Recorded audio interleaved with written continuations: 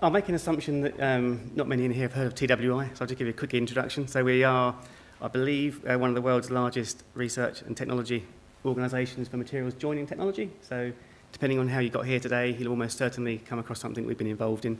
We're based at Abington. The big picture there is our main headquarters, with some very reasonable sized developments around the world. The bottom right being KL, which is our biggest exam centre outside of the UK. Okay. And probably the biggest challenge, I should say. That's where we're based. The orange colours represent our customers, so we're quite globally diverse, and that's where we deliver some of our exams. And if you're moving on, straight into the mission of the project. So that's how we started off, really, to replace all of the paper exams. We've got exactly the same challenges that Vicky mentioned, shipping papers all around the planet. So we've gone for a mission that everyone bought into, of paper going and everyone getting their results in 48 hours.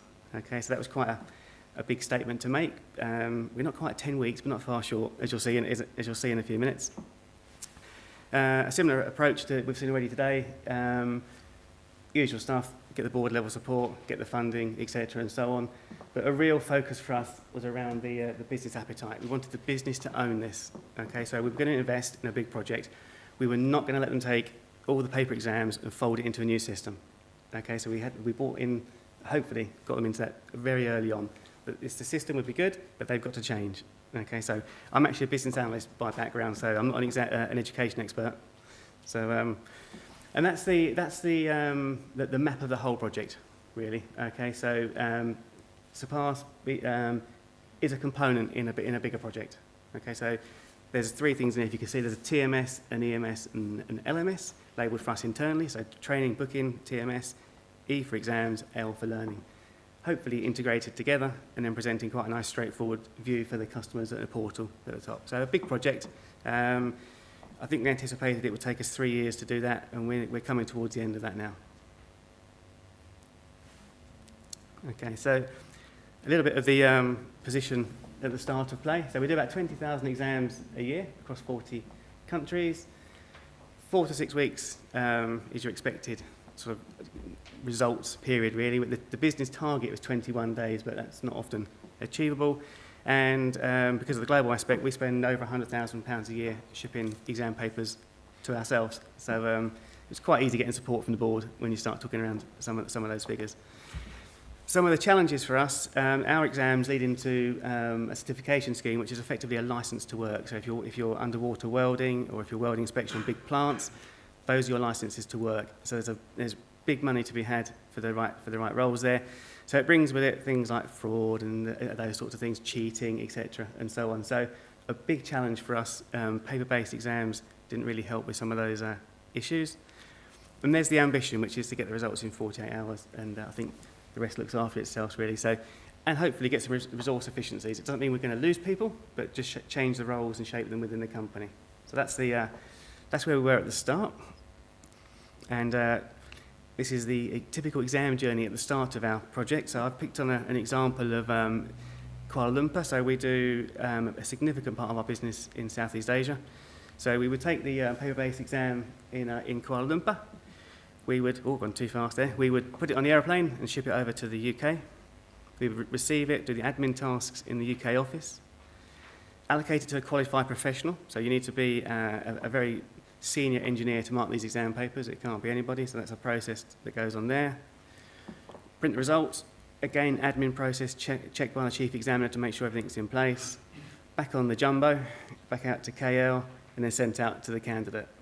Okay, so if we were lucky, we could meet the 21 days target for that, but in reality, it's 4 to 6 weeks. Okay, so that's the journey before we started. These are some of the challenges for the business. So again, these are things that happen. So we have people recording exam papers on their pens and putting them onto the YouTube. We have people broadcasting exam papers via the same mechanism in a room, and a friend outside giving the answers back. Sometimes I send a friend, so book up and send someone to do it.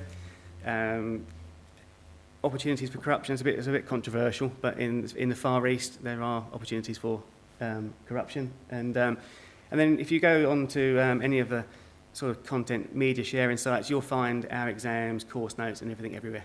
Okay, so not that you're interested in weld inspection, but if you were to Google it, you'd probably find a broadcast of a course, the course notes, the exam papers, etc., somewhere out there. Okay, so not a particularly healthy position to be in. Here's a little video of somebody taking the time to record the exam paper for us. That's on YouTube. You can go and have a look at that. So within reason, we could all become welding inspectors really fairly quickly, I think. Some people go a stage further. So this is where somebody's built their own. They gave us music, by the way, for this one. So they've built their own mini Surpass here. So I won't go through the whole lot. But someone's taken the time to build up an exam bank, really, so that you can actually practice online and help yourself. So, and that's fraught everywhere. So I thought the music was quite a nice touch, and that one myself, but not healthy for us anyway. So getting the approval for the certificating boards was quite easy. It took around some of these issues that you've just seen there. That was quite a straightforward process. Rewriting the exams, questions, not quite straightforward. So we were desperately keen not to take papers and just make them electronic.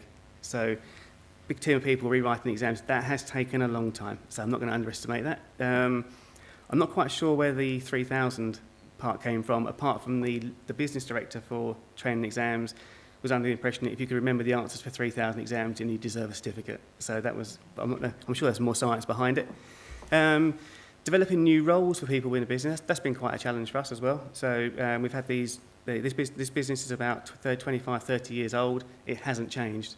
So having to try and find new roles, invigilation, that sort of type of thing, scheduling, has been quite an interesting part of the project.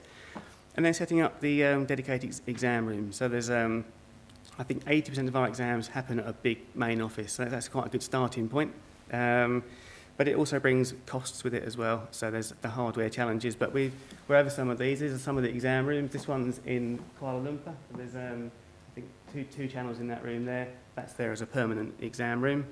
Other ones here, I think, are Middlesbrough. We also have Aberdeen, Abington and Wales in the UK, and Chennai in India will be next. So looking at some of the hardware challenges and costs. So cost is quite important to us. So the first one here is an all-in-one PC that we've equipped our rooms with. So that roughly comes in at about £300 a seat. That's quite palatable. And the one on the right is where we've been using the Intel compute sticks. I don't know how many people are aware of those. I think some of the BTL guys talking to last night are quite familiar with those. So that is the computer. This costs you around at £90. That runs for Windows 8.1, Windows 10 now, and we just plug it into the monitor and go. So we can achieve a per seat cost there of about £200. So that's what we've been doing in the Far East. Okay, so we've kept it quite simple to start with. So we are live. We've been doing quite a few exams, but they've been multiple choice. Okay, rewriting the questions, keeping it simple, but at the same time maintaining the learning experience, and the pass rates haven't changed too much. So we're quite comfortable that it's working quite well. They've dropped a little bit in Southeast Asia, but you can work that out for yourself. So randomised forms as well, so there's no one sitting next to each other doing the same test. Everything is different, which is quite good. And the feedback has been very good as well, and students love we've done mock tests as part of the course. Most of these exams come at the end of a week's training course, and throughout the week they can do mock tests and get the learning experience. So when they come to the exam, they're actually quite comfortable with what's in front of them. That's probably been one of the biggest pluses of the project, I would say. What did we like? We liked the fact that the software was out ready, basically, so we signed up and it was there. The business wasn't quite ready, but the software was. I'm an IT manager, so that's good for me. Our candidates tell us undoubtedly they much prefer this to paper, so we get that's a very common feedback theme that we get. And the results are quicker, so we can actually make the 48 hours. So we could actually do it instantly, but in the scheme of things, in the environment there, the business rules said, well, let's just wait 48 hours. Going from 6 to 8 weeks to 2 days is good enough, sort of type of thing, really. And we've got this the business pool now from us, really. So there's a global demand. So over a period of about 18 months, I've got people bombarding me now for Thailand, Chennai, all over the place, etc. So which is quite a nice position to be in. We think we've improved security, well, hopefully improved security, and we've saved a bit on resources along the way as well. Certainly with the marking costs, because the markers were senior engineers; they were big costs there. Some of the challenges along the way. So Some of the internet connections in our remote offices are not stunning. So you can be online 1 minute in Kuala Lumpur, not the next, those sorts of things. So that's quite interesting. And we do exams in some far out places as well. So that's been a challenge and still is a challenge, although we've got some nice ways of working forward with that.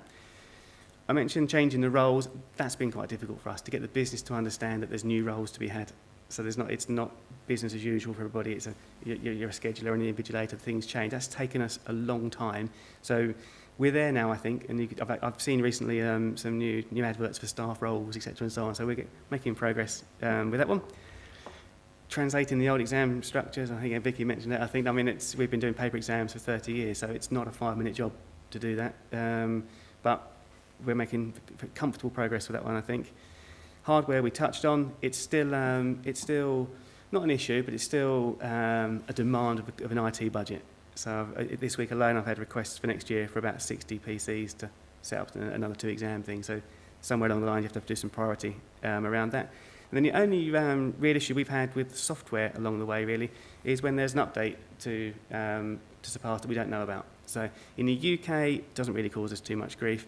But in KL, when you're connected and you're thanking everybody that you're there, and then you have to download an update of the software before you can do the exam, we've had some near misses with that. That's the only thing I would say that's been a bit of a headache for us. So no direct issues, but some stressful moments on that one, I would say.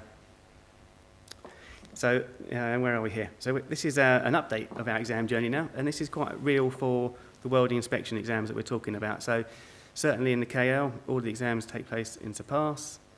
They're uploaded at the end of the exam session. They're marked automatically by Surpass because we're built into the multiple choice remit. There's still the admin checking to make sure everything's in place and all the tick boxes and the right people are there and everything like that. And then they're issued directly from the KL office to staff out there. So we still send a paper copy, just because the culture out there is that people like to have a piece of paper as well. So we do a bit of both, email and paper. But that has put us in a position of delivering results in 48 hours in KL. That's fueled the appetite for more. So it's quite a nice position to be in for that one. And then, just in summary, this sort of mirrors some of the approach on the BTL website, really, or certainly approach to the project. And that's a reasonable summary of some of the things where we are, I think. So we're doing a bit of what I've got in here is what we're doing. We're about to integrate this with our training booking system. It's all there to go. So the candidate has just one place to go. So the learning, exams and booking will be in the one portal.